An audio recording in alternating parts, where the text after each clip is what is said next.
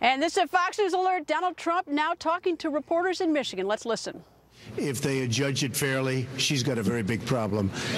Yes, sir. Trump, the governor of Michigan, also a Republican, has called your recent comments inappropriate. Any words for him? No, not at all. Not at all. I've been proven right. I mean, I've been absolutely proven right. Yes.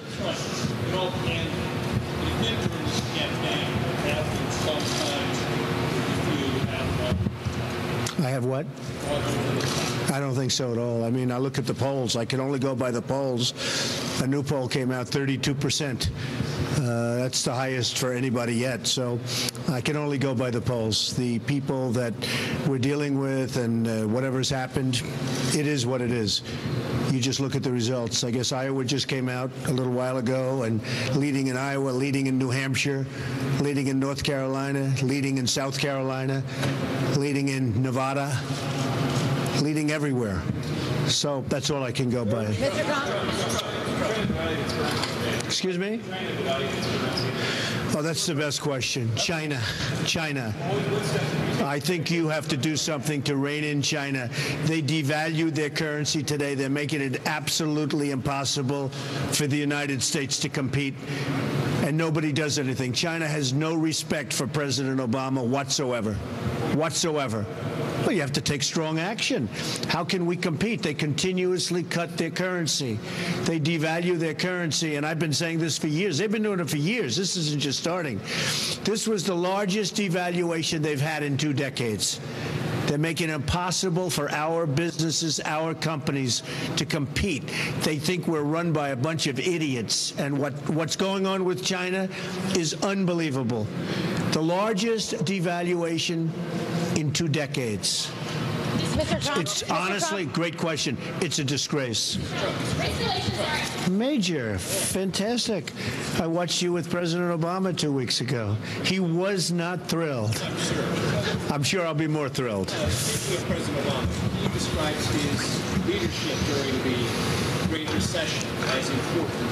He says the stimulus is vital to reviving the American economy.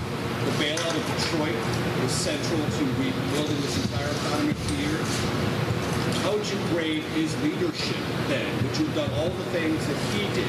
And what would you say to Michiganders who wonder what you would have done about Detroit and the crisis that was there? Very fair question. There are 2 ways of looking at it. You could have let it go and rebuilt itself through the free enterprise system. You could have let it go bankrupt, frankly, and rebuilt itself, and a lot of people think that's the way it should have happened, or you could have done it the way it went. I could have done it either way. Either way would have been acceptable. I think you would have ended up ultimately in the same place. Mr. Trump. Yes, ma'am. Race relations are at an all-time high. Race relations are at an all-time high or all-time low? Well, that's certainly, yeah. Jobs, spirit. There's no spirit. Well, certainly I would. But in terms of what would you do to address the, and really they are at, I don't know about all time, but certainly they're doing very poorly. You look at what's going on in every place. I mean, every place. And we have powder kegs all over the country waiting to explode. You need spirit, esprit de corps, cheerleading, and you need jobs. We have to take our jobs back from China. We have to take them back from all these other countries that have taken our job. That's why when the question was asked about China, it's just terrible. It's just terrible what's happening. More jobs are going to go. Yes, ma'am. How would you position yourself to win? Well, I think so. I think we're going to do very well with a lot of votes. We're going to do very well with the Hispanic vote. We're going to do great with the women vote. If you look at in Nevada, they did the poll, and I'm leading in the Hispanic vote because I create jobs, and I will be creating tremendous numbers of jobs. So I think we're going to do great. And then the women's health issues, I'm for that. I watched Jeb Bush give the worst answer the other day. I think that is going to be his 47%. Romney possibly lost the election. There are a lot of reasons, frankly, that he lost. But one of the big reasons was his 47%. That was a disaster. I think that Jeb's answer the other day on women's health issues is a disaster for him. And I don't think, now he then went and he said he misspoke. How do you misspeak about that? I will be great on women's health issues. I cherish women. And I will be great on women's health issues, believe me. Oh, hello, David. You have said right now you're going to be great on women, you're going to be great on China, you're going to be great on ISIS, you're going to be great on jobs. Hopefully everything. Fine. We haven't heard a lot of specifics. And I've talked to people outside the venue today, and they say, where's the meat on the bone? When are you going to tell us what you'll replace Obamacare with? How you will fix China? How you will bring jobs? Okay. Well, first of all, and ISIS. You didn't bring up ISIS. What happened? Where's the plan? I think you're going to see lots of plans, and you're going to see also, and you have to understand, when you're coming up with a plan in business, you have to be flexible. There's got to be flexibility. And I recently bought something, not so recently, but Doral in Miami. Everybody wanted it. If I would have sat down and said, here's a 12-point plan in order to get Doral, I didn't do that. I went in and punched and beat the hell out of people, and I ended up getting it. Everybody wanted it. All of the smart money wanted it. The OPO, the old post office on Pennsylvania Avenue, everybody wanted it. I got it. In the Obama administration, I got it, which is pretty shocking, considering that Pritzker wanted it, which is Hyatt, and lots of other people. I got it. And I got it because I know how to get things. I know how to get things done. You can't sit down and say, well, I'm going to come up with a 19-point plan to get the old post office and create it into a great hotel on Pennsylvania Avenue. The most sought-after property, I think, in the history of the General Services Administration. Trump got it. I'm not an Obama person. You probably heard that. You have to be able to have flexibility. You have to be able to do certain things. Now you're just asking people to trust you. You say, send me. Well, I think there has to be a trust. Yeah, there actually does have to be a trust. If you don't trust, you're not going to do very well. Major, go ahead. You said a moment ago you're going to create a job. Jeb Bush to quantify how much is going to make. Jeb Bush doesn't have to be great on jobs. Jeb Bush will not be able to negotiate against China. Jeb Bush will not be able to negotiate against Mexico. Jeb Bush with Mexico said people come in, they come in, it's an act of love, okay? It's not an act of love. We need a wall. We need a wall. You see what's happening with illegal immigration. And in all fairness, if it weren't for me, they wouldn't even be talking about illegal immigration. You see Kate in San Francisco. You see what happened yesterday in California, which was horrible. The whole situation with Jeb Bush, with his act of love, it's not working. And I took a lot of heat that first week, and then people realized I was right, and they apologized to me. What you mean by great on jobs? Do you have a number in mind? Do you have a GDP growth? We're going to be announcing over the next 2 weeks numbers and specifics, knowing that what I just said is right. You really have to be flexible on jobs and everything else.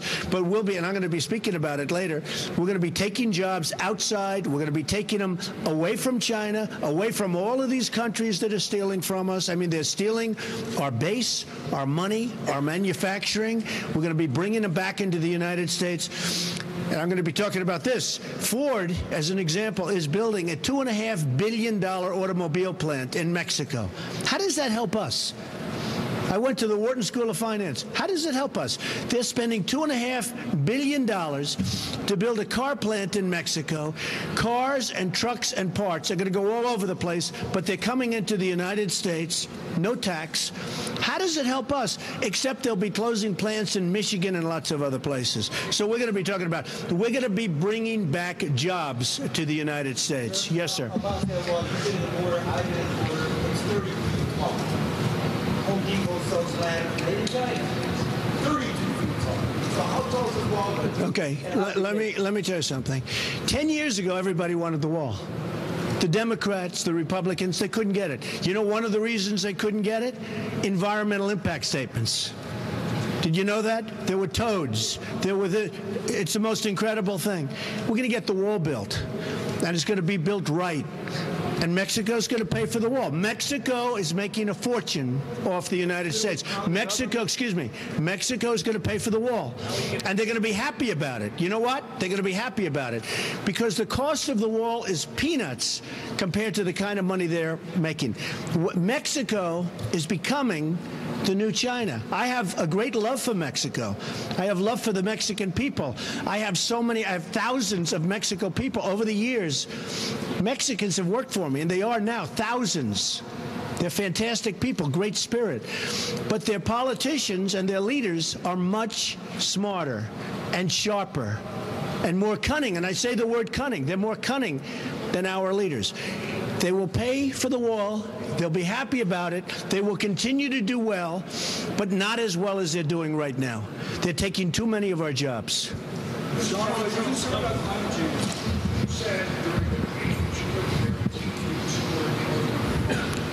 Third party.